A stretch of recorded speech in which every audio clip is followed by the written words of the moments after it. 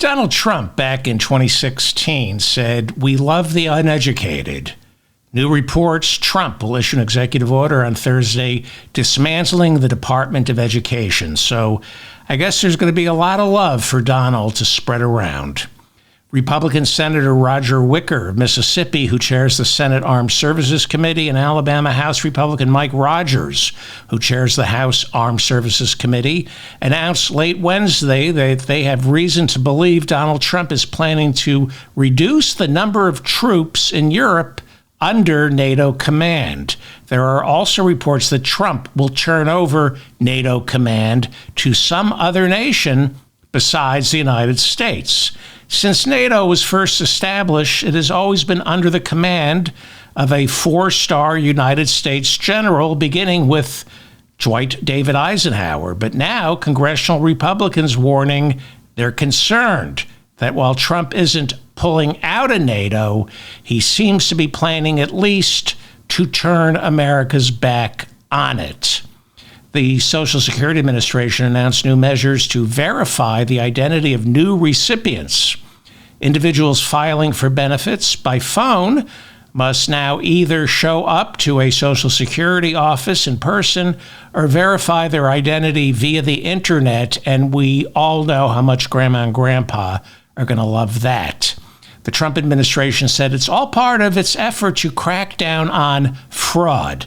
But Social Security fraud doesn't exist. It's like voter fraud. Nobody is casting ballots illegally, and nobody is cashing illegal checks from Social Security. Nobody's stealing from Social Security unless you count the United States government dipping its hands into the Social Security Trust Fund to pay off parts of our debt in order to give tax cuts to the richest 1%. So why this new inconvenience for people on Social Security? Project 2025 is all about taking beloved government programs like Social Security and ruining them, thereby convincing Americans to hate government, to hate Social Security, by turning Social Security into a gigantic time suck. Donald Trump unsealed a new tranche of Kennedy assassination documents on Tuesday. Trump promised they wouldn't be redacted, but many were. Kennedy assassination historians poring over the document dump say so far they have yet to find anything earth-shattering. The Associated Press has begun reviewing the nearly 2,200 files released on Tuesday, and they say so far these documents shed little light on the assassination, but they do shed light on CIA covert operations in Cuba during the lead-up to the assassination. Historians are telling the Associated Press that these new documents confirm that the CIA and FBI had been keeping a much closer eye on Lee Harvey Oswald before the assassination than the government was willing to admit. The New York Times reporting new information regarding a memo written by Arthur Schlesinger in the aftermath of the Bay of Pigs. That was a bungled CIA operation where they attempted to overthrow Cuban leader Fidel Castro early in the Kennedy administration. Schlesinger's 16-page memo was written in 1961. It was entitled CIA Reorganization, and more of the memo was released on Tuesday. In it, Arthur Schlesinger called the CIA an autonomous state within a state and estimated that about 1,500 State Department officials sprinkled around the world were actually CIA operatives. After the Bay of Pigs, Kennedy is reported to have been so angry, he told his closest confidants that he was going to break the CIA apart because it had grown too big. That CIA reorganization memo, written in 1961 by Arthur Schlesinger, and we're seeing new parts of it released on Tuesday, that reorganization memo bolsters the argument that by the time of his death, Kennedy had made a certain enemy of cells within the CIA. It has led many, including me, to believe that those cells within the CIA were also working closely with the mafia, who Kennedy had also made an enemy of. It is received wisdom that Kennedy's father, Joseph Kennedy, was a mobster and used his ties, his mob ties, to steal the election for Jack Kennedy, to steal it in Chicago by using mobster Sam Giancana, with whom Jack Kennedy, President Kennedy, shared a mistress. After Kennedy was elected, his brother Bobby, as Attorney General, not only turned his back on the mafia, but began prosecuting members of it aggressively, even going so far as to deport Carlos Marcello, the New Orleans mob boss. Many say that the Kennedy assassination originated out of New Orleans. Certainly Jim Garrison, the district attorney from New Orleans, thought so. The Times is reporting that the Trump administration is moving to release FBI surveillance files of Dr. Martin Luther King, despite objections from civil rights leaders who fear the files will stain Dr. King's legacy. The reason the FBI spied on King was to dig up dirt, to show him as a flawed man. They sent photographs to his wife of Dr. King in compromising positions. They sent the same photographs to Dr. King and told him to kill himself. So by releasing these FBI files, violating Dr. King's privacy, the Trump administration will be playing right into the hands of white supremacists who want to discredit the memory of Dr. King. This is precisely why the Trump administration wants to release the FBI files on Martin Luther King. President Kennedy's grandson slamming Donald Trump for releasing the assassination files. Jack Schlossberg said Trump should spend less time focusing on his grandfather's death and more time remembering his life, especially U.S. aid, the program President Kennedy created to provide humanitarian relief around the world, which Donald Trump is now attempting to destroy. He's attempting to destroy U.S. aid and, of course, the world. Then Jack Schlossberg turned on the media's fixation over the assassination, saying, "There's so much actual news. Why are you covering this? Stop." A judge ordered ICE to transfer pro-Palestinian student activist Mahmoud Khalil from a Louisiana detention center to a detention center closer to his pregnant wife in New York. Khalil, a legal resident married to a U.S. citizen, was one of the leaders of the pro-Palestinian protests on the Columbia campus last spring.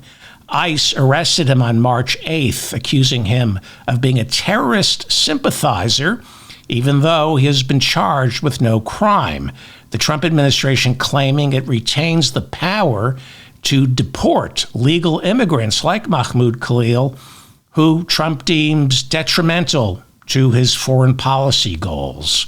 The McCarran-Walters Act, I think it was 1952, gives a president power to deport any immigrant who the president deems is a threat to that president's foreign policy goals. It's never been tested in court, though. Mahmoud Khalil, speaking yesterday for the first time since his arrest, said he is a political prisoner. Khalil is an Algerian-born Palestinian who was living in Syria before coming to Columbia for his studies. Federal Judge James E. Boasberg has given the Trump administration an extra day to provide a timeline on 3 flights to El Salvador carrying migrants being deported by ICE. Judge Boasberg warning the Trump administration there will be consequences if his orders are ignored again. You might recall the judge ordered those flights not to take off on Saturday, but they did anyway, with nearly 300 migrants from Venezuela and El Salvador being transferred to a supermax prison run by El Salvador's far-right government.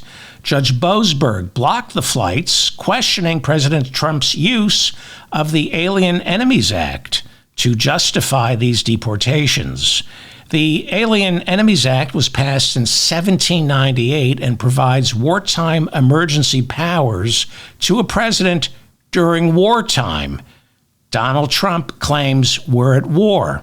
Donald Trump now calling for the judge to be impeached despite an unprecedented admonition Tuesday from Chief Justice John Roberts telling Trump impeachment is not used to settle policy disagreements.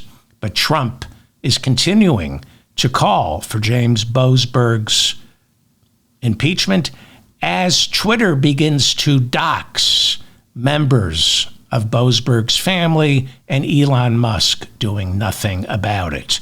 The Justice Department calling the 300 migrants terrorists, calling the 300 migrants who were deported terrorists, and telling Judge Boasberg they are unable to provide that timeline he requested, a timeline for the 3 flights, for fear they would be compromising national security. Judge Boasberg giving the Justice Department until tomorrow to provide him with a sealed document that only he can read, explaining why his order was ignored. But word now, the Justice Department is planning to invoke something called state secrets privilege to withhold that information from the judge tomorrow. If it's a state secret, you can break all the laws. We learned that after 9/11.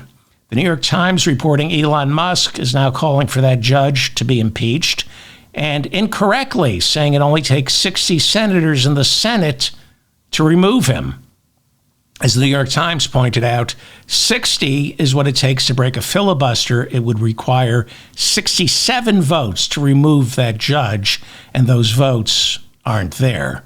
It would be a complete waste of time, money, and efficiency to impeach this judge, but Elon Musk is calling for the impeachment anyway. We've come to expect nothing less from Elon Musk, Trump's head of the Department of Government Efficiency. The Vancouver International Auto Show has pulled Tesla from its showroom floor, citing security concerns as Tesla dealerships and Tesla drivers find it's no longer safe to drive or be associated with that automobile. CNN reporting Musk recently said Canada isn't a real country, as calls to revoke Musk's Canadian citizenship begin to mount. Just one day after talking with Russian President Vladimir Putin, Donald Trump talked with Ukrainian President Volodymyr Zelensky. According to White House spokesperson Caroline Leavitt, Trump has agreed to resume the sharing of military intelligence with Ukraine. 2 weeks ago, the Trump administration stopped sharing intelligence with the Ukraine military, and that made it much easier for Russian missiles to penetrate Ukrainian air defenses with deadly consequences. During Trump's conversation with Putin made it clear on Tuesday that there can be no permanent ceasefire until America and the Western allies stop providing Ukraine with weapons and military intelligence. That's what Putin is saying. Before we have a ceasefire, you have to stop giving Ukraine intelligence and weapons. During the conversation with Trump on Wednesday, Zelensky reportedly asked for more American air defensive weapons, specifically Patriots, to shoot down incoming Russian missiles. Trump reportedly told Zelensky, quote, "We'll see what we can find," and then suggested Zelensky would be better off getting what he needs in the way of weapons from his European allies. Antonio Costa is the European Union's newly elected president of the European Council. The European Council is one of the key branches of the European Union. Costa previously served as Prime Minister of Portugal from November of 2015 until April of 2024. He's a socialist. He served as Portugal's Secretary General of the Socialist Party up until last year. So we're talking about a socialist here. He's not a neoliberal from Davos. And yesterday, Costa referred to Russia not only as the aggressor in Ukraine, but as a collective threat to all of Europe, urging member states to drastically increase their supply of weapons. The EU on Wednesday issuing a white paper outlining how it intends to spend close to $900 billion on weapons over the next 5 years to thwart Vladimir Putin. Zelensky Wednesday saying he would honor a ceasefire that Putin and Trump seemed to have agreed upon during their Tuesday conversation. Seemed to have agreed upon. Trump said Russia would refrain from attacking energy and civilian infrastructure for 30 days if Ukraine did so as well. Russia coming back saying we only agreed to stop attacking energy infrastructure. We said nothing about civilian infrastructure in Putin's conversation with Trump on Tuesday. Zelensky reporting that right after Putin promised Trump he would no longer attack civilians, a Russian drone struck a hospital in the northeastern Ukrainian town of Sumy. Ukraine also accusing Russia of firing a total of 6 missiles and 145 drones in the immediate aftermath of Putin's promise to begin a ceasefire on Tuesday. Zelensky Wednesday saying Putin's words, quote, are at odds with reality. European Union Foreign Policy Chief Kaja Kallas saying Putin lied to Trump in their phone conversation and has zero intention of making any concessions. You're getting tough talk from European leaders who sit on both sides of the aisle. German Defense Minister Boris Pistorius also dismissing Trump's conversation with Putin. The French news agency AFP quoting Pistorius as saying, quote, we've seen the attacks on civilian infrastructure. We've seen that they have not eased at all in the first night after this supposedly groundbreaking, great phone call, unquote. A lot of contempt there for Donald Trump. Spain's Foreign Minister Jose Manuel Albares, according to The Guardian, now saying Putin shows no willingness to end this war.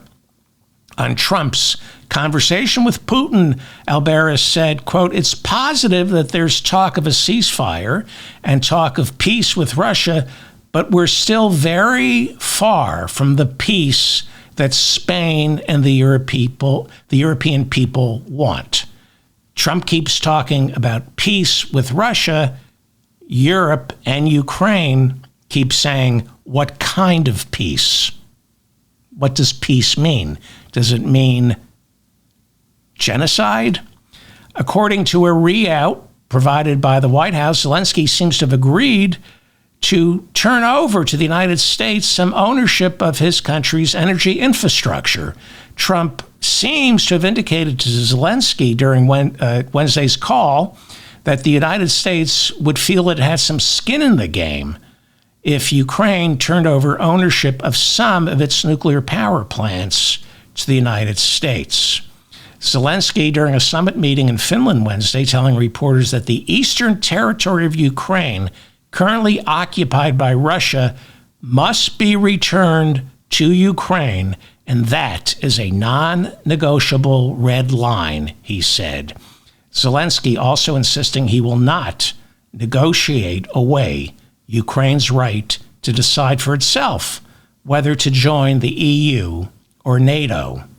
The White House acknowledging that Russian soldiers have been kidnapping Ukrainian children and bringing them back to Moscow. This is the first confirmation from the Trump White House that ethnic cleansing by the Russians is taking place in the Donbas region.